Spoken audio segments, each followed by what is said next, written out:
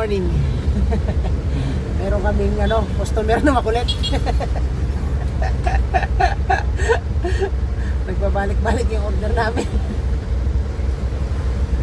Pero lagi makulit yan. Ganun. Oo. Hindi, lagi, ganun nga. Ganun. Kaya mo pa, ganun.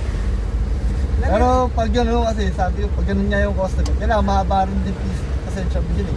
Di pwede, ano mo yun eh, salungatin mo yun, basta alam mag-aawala yun eh. May atakayin pa sa puso yun eh. Ano lang kasi, dinala, nagalit siya. Tapos, nung binalik, nagalit ulit siya.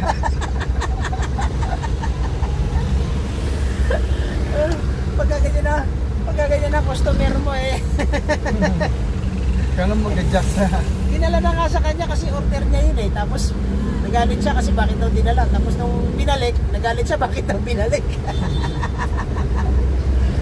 Wala nga. Pagka ganyan na customer, umaga-umaga matutuwa ka talaga eh.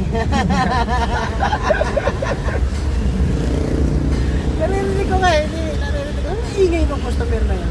Ano yung pasyon kung saan mo daw kinuha, doon mo rin ilalagay. Oo. Narinig ko eh. Tapos gusto niya, ilalabas mo na.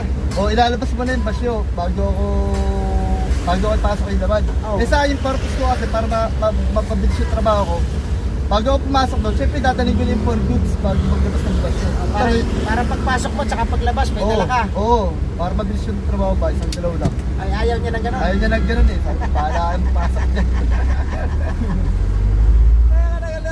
Dinala na nga yung items, pinabalik niya eh. Tapos nung binalik naman, nagagalit siya kasi bakit daw kinuha.